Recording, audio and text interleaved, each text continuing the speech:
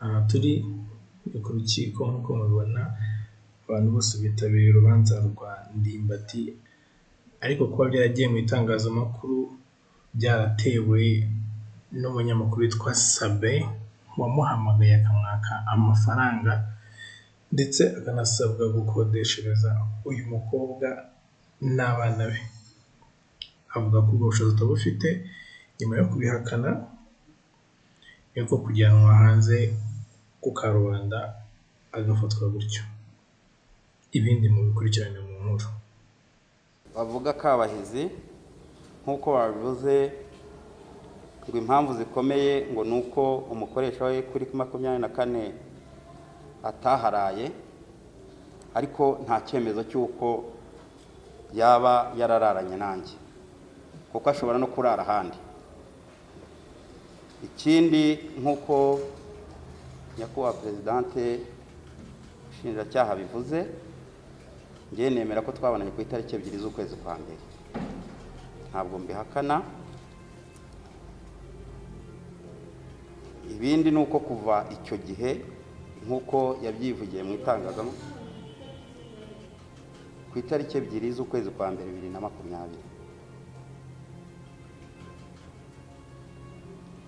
kuva icyo gihe rero sinigeze mbihakana uko natangiye kumufasha guhera icyo gihe kugeza na n'ubu.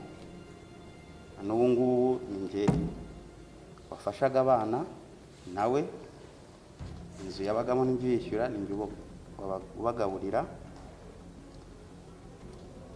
Ntabwo rero kuva icyo gihe iyaba azi ko yakorewe icyaha yarigengaga, ndetse yari afite n'uburenganzira bwo kuba yabiregera icyo gihe. Ikindi ntabwo yigeze atera intambwe ngo ajye kundega mu bugenzacyaha, ari naho mvuga ko habayemo akagambane, ahubwo yagiye mu itangazamakuru. Ibi byose byagiye mu itangazamakuru kubwo umunyamakuru w'Isimbi wamubeshyaga ko azamufasha, hari abantu bo hanze bazamuha amafaranga menshi. Ibyo byose bikaba aho yaransabye miliyoni 5 kumukodeshereza inzu y'ibihumbi 300, kumushakira umukozi ngo uzubereye mu byo kurera abana. Mubwira ko ibyo ntabishobora, ariko nyakubahwa Presidente nagira ngo nkumenyeshe ko nabo bana babaga iwanjye, yaje kubatwara ari ku wa 6, yiba umwe amujyana ku ngufu, undi arasigara. Hanyuma isumubyara yari ari mu rugo iwanjye, mu gitondo aramuhamagara ati witandukanye abana, zana uwo mwana umugarure, n'ubundi wari warabataye hano, cyangwa se uzutware n'uyu. Yahisemo kuza kumutwara. Akimara kumutwara, umunyamakuru witwa Murungisa barampamagara, arambwira ati mfite inkuru yawe, urampa miliyoni 2, hanyuma niba utazimpaye ubwo nyine urajya ahagaragara. Nkubitiye rero ku by'umukobwa yari yambwiye ko ngomba kumuha miliyoni 5, nkamukodeshereza inzu y'ibihumbi 300, nkamushakira umukozi ngo uzubereye mu byo kurera abana, mubwira ko ntabishobora. Inkuru nuko yasohotse. Nyakubahwa Presidente rero ntabwo uyu mugore nk'uko bivuga namusambanyije, ahubwo twarumvikanye ndetse ndanamwishyura. Hanyuma sinigeze nanga no kwirengera ko ibyo nakoze byavamo abo bana, kuko ibi byose nagendeye ko yambwiye ati ngiye gukuramo inda. Ndamubwira nti wikuramo inda, njyewe nzagufasha. Nyakubahwa Presidente, muraza kureba neza mu bimenyetso bavuze, hari iby'amafishi, hari n'amazina, hari abo bavuga Kabahizi Firidausi, ndetse hari naho bashidikanya ku matariki. Muraza kureba mu bimenyetso batanze ubwo bajyaga aho avuka,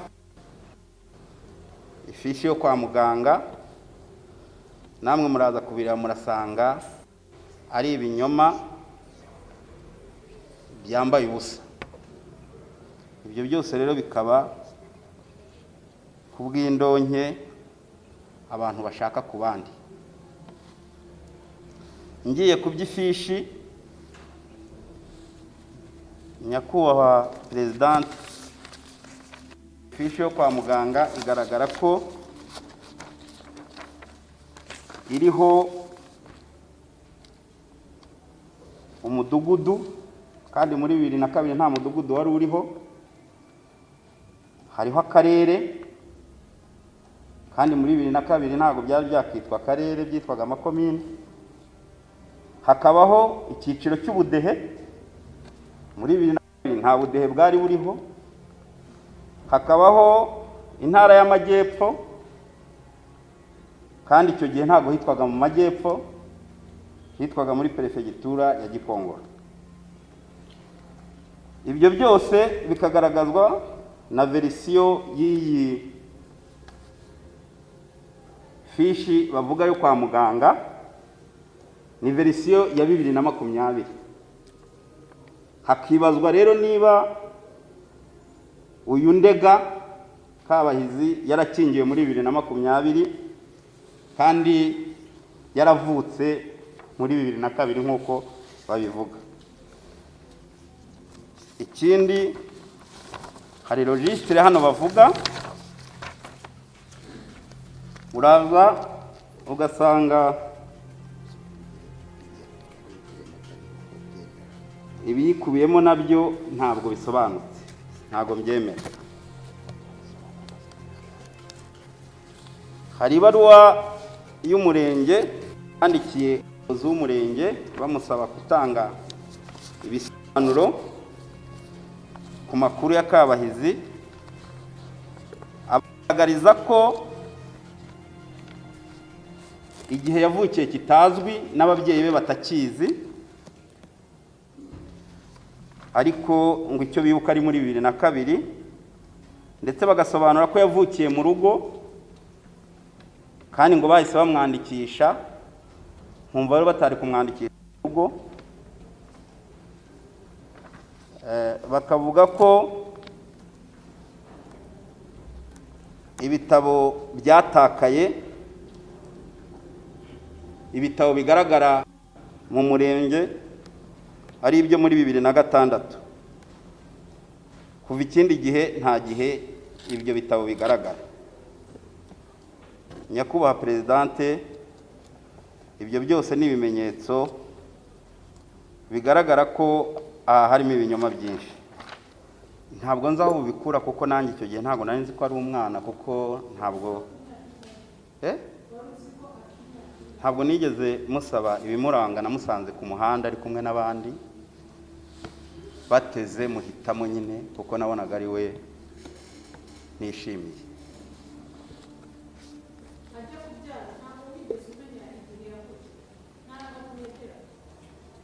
Ntaranga muntu iyo nigeze mbona, kuko no mu kujya no kubyara kwe nkuko nabibabwiye, hari amafishi mfite hano agaragaza ko abana ari abakwizera Jean Claude. Ibyo byose ni ibimenyetso nagiye mbona nyuma. Murakoze.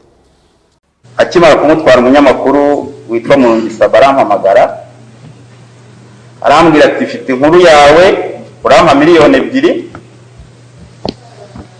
hanyuma niba utazimpaye ubwo nyine urajya ahagaragara. Ari naho mvuga ko habayemo akagambana, ahubwo yagiye mu itangazamakuru. Ibi byose byagiye mu itangazamakuru kubwo umunyamakuru w'Isimbi wamubeshyaga ko azamufasha, hari abantu bo hanze bazamuha amafaranga menshi. Ibyo byose bikaba aho yaransabye 5 miliyoni kumukodeshereza inzu y'ibihumbi 300, kumushakira umukozi ngo uzubereye mu byo kurera abana. Mubwira ko ibyo ntabishobora.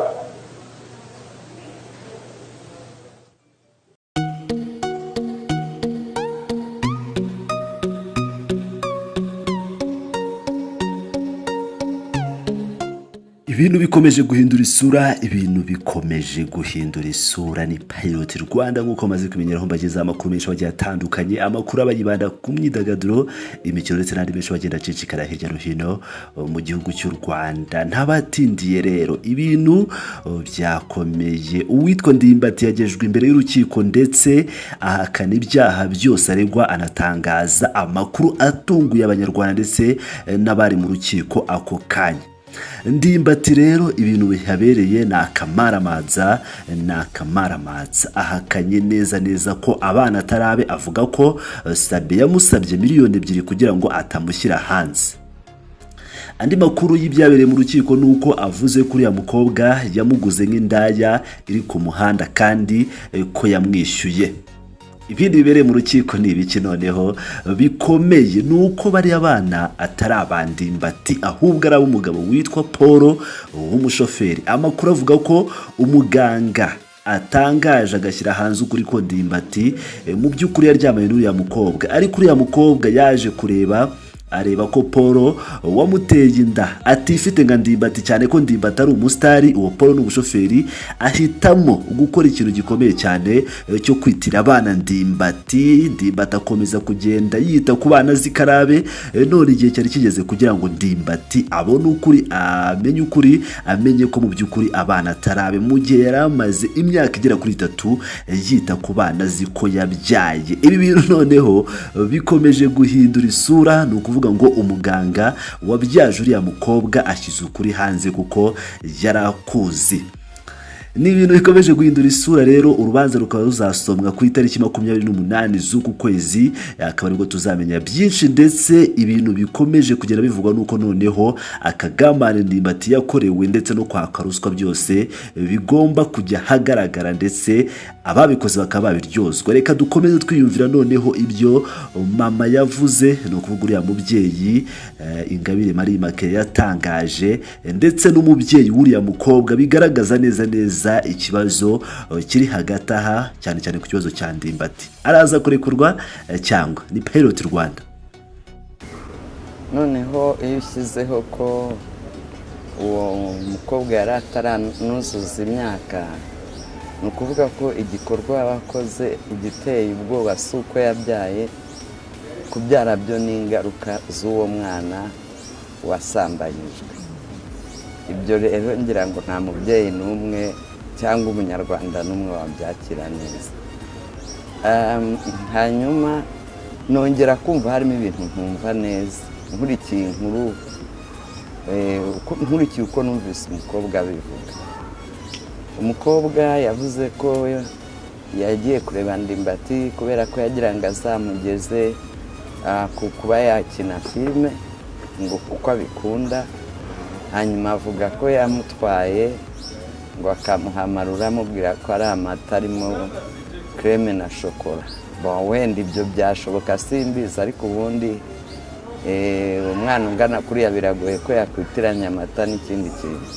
Niyo washyiramo creme na shokora, kuko mu marura humvikanamo akantu ka alcohol, n'ubwo bwose wumva harimo n'isukari, ariko icyo reka singitindeho. Hanyuma ngatangazwa n'ukuntu ngo yasanze mu gitondo bararanye, ntagire umuntu n'umwe abibwira, ntabibwire n'inzego z'ubutabera. Numva icyo nacyo kirantangaje. Ndongera ntangazwa n'ukuntu avuga ko amaze kubyara Ndimbati ndetse menya ngo akinatwite yagendaga amutwara kuba hanaha akahava akajya hanaha, akahava akajya hanaha, nkumva simbyumva neza. Noneho yagera no ku myaka ye akavuga ko ngo ubundi yavutse 24 z'ukwezi kwa 12, ngo ariko agiye gufata irangamuntu ngo yandika ko yavutse itariki ya mbere y'ukwezi kwa mbere ngo kubera ko yabonaga bose ariko babyandika.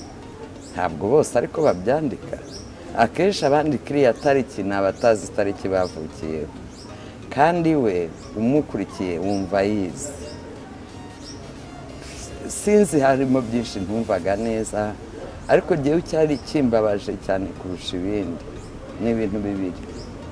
Icya mbere ni ukuba atarabivuze kandi wumva yari ahohotewe nyine ntabivuge. Icya kabiri niba ari amashusho y'abariya abana berekanye, biriya bintu rwose mwese mbibasabe mujye mwubaha privacy y'abana. Abana ubundi bafite n'itegeko ribarengera, ntabwo ukwiye kugenda ngo bashyire mu itangazamakuru kuriya. Ni bato cyane, sibo babyemeye, mama ubabyara wabo we yarabyemeye. Noneho yakomeza inkuru nabwo ukumva biriho biragucanga, kuko yaravugaga ngo ukuntu ari se wa Ndimbati, no nyina wa Ndimbati na se uriya mukobwa menya na musaza we ngo baje mu bintu by'imiryango baza kwa Ndimbati. Noneho ba bantu n'inshuti n'imiryango yaramenyanye, ariko nyine stili nkagumana ku mutima kuvuga ngo kuva ari underage ataruzuza imyaka y'ubukuru, kuko n'ababyeyi be narabagaye, kuko numvaga mvuga ntese barajya muri negotiations n'umuntu wasambanyije umwana wabo, numva ntabwo biriho binjyamo neza. Noneho rero bikaba ibintu ubona ko, ariko amakuru nayo mfite ni uko umenya uriya mwana yabeshye imyaka. Yego, ayo makuru yo rwose ndayafite, yabeshye imyaka yikuriraho uroye igihe yavukiye cy'ukuri. Ubwo rero byaba bisobanuye ko igikorwa cyabaye afite iyo myaka y'ubukuru, nubwo jyewe ku giti cyanjye 19 nayo sinyemera nk'imyaka y'ubukuru, iveri na 20. Kandi nuko n'umushingamategeko wenda hari ibintu simbizi uko biba byatekerejwe, ariko ubundi imyaka y'ubukure y'ubushyingirwe niyo ibikwiye kuba iy'ubukure no mu by'imibonano mpuzabitsina. Nyine iyo mibonano mpuzabitsina inavamo n'abana, twaranabibonye. Icyo gihe rero mu by'ukuri umwana w'imyaka 19 ntarera undi, akenshi uba utararangiza kwiga, akenshi n'abize kare baba barangije, cyangwa se wenda n'abatize, ariko uba ugisetinga ubuzima, nawe uba utaragira imibereho yatunga umuryango. Ibyo byose rero ngira ngo n'abakora amategeko bakwiye kuba babitekerezaho, ko twese turi abanyarwanda, turi muri iyi sosiyete. Mubonye abana b'abakobwa dufite babyaye imburagihe, mukareba ukuntu byabangirije ubuzima, mukareba ukuntu ari umutwaro igihugu cyikoreye, bakwitonda. Ubwo Bufaransa barimo bambwira, bari bazi ko umufaransa wese ashobora kwirihira insurance, ubwishingizi bwo kwivuza. Bari bazi ko buri mufaransa wese arya agahaga. Ibyo ngibyo byose twe twari twabigeraho, kongera umubare gusa w'abo leta izajya yishyurira mituweli, y'abo leta ihashisha kibondo. None se ubwo imihanda, amavuriro, amashuri tuzabibona ryari? Ni ukuvuga rero ntibakajye bitiranya ibintu bitagirana isano. Ubwo rero aho numviye ko umukobwa ashobora kuba yarabeshye imyaka, pozisiyo yanjye yarahindutse. Yahindutse gute? Yahindutse kuko noneho nubwo bwose jyewe nemera ko na 19 na 20 ari mikeya, ariko itegeko ryagennye ko nta kibazo kuri iyo myaka. Icyo gihe rero akwiye kugana, ahubwo niba Ndimbati adafasha abana, usibye ko nabonye abana ari beza cyane, abwo ari abana bafite ikibazo. Arabivuga, avuga ko yamusabye miliyoni 5 ngo zo kwitunga we n'abana be, ku buryo n'abana bari bamaze ukwezi kwa Ndimbati yaragiye abavanayo arabazana. Noneho umukobwa we akavuga ati nta miliyoni 5 nigeze musaba, ati namusabye 500,000. Ibyo narabyumvise babivuga. Ubwo rero urumva oya, n'abari abana ntibagaragara nk'abatereranywe. n'umukobwa ubwe ntagaragara nk'udafashwe, ntabwo ashonje, ntasa nabi. Ibyo burega imibereho yawe ishobora kugaragaza uko ubayeho. Rero numvise noneho ubwo havuyemo icyo kumusambanya atarageza ku myaka, ahubwo bakwiye kureba uko bagana, niba barananiwe kumvikana bonyine bakagana inkiko mbonezamubano zikabafasha kugena, noneho rero ikibazo kikaba gikemutse. Njyewe niko mbyumva. Noneho iyo ushyizeho ko uwo mukobwa yari ataranuzuza imyaka, ni ukuvuga ko igikorwa bakoze igiteye ubwoba si uko yabyaye, kubyara byo ni ingaruka z'uwo mwana wasambanyijwe. Ibyo rero ngira ngo nta mubyeyi n'umwe cyangwa umunyarwanda n'umwe wabyakira neza. Hanyuma nongera kumva harimo ibintu ntumva neza, nkurikiye inkuru, nkurikiye uko numvise umukobwa abivuga. Umukobwa yavuze ko yagiye kureba Ndimbati kubera ko yagira ngo azamugeze kuba yakina filime, ngo kuko abikunda. Hanyuma avuga ko yamutwaye ngo akamuhamarura amubwira ko ari amata arimo creme na shokora. Wenda ibyo byashoboka simbizi, ariko ubundi umwana ungana kuriya biragoye ko yakwitiranya amata n'ikindi kintu.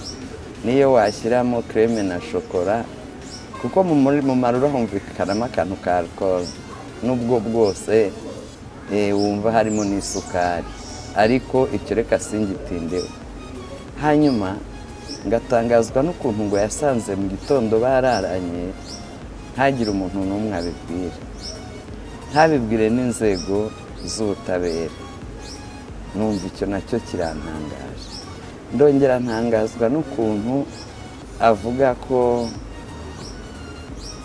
amaze kubyara Ndimbati ndetse menya ngo akinatwite yagendaga amutwara kuba hanaha akahava akajya hanaha, akahava akajya hanaha, nkumva simbyumva neza.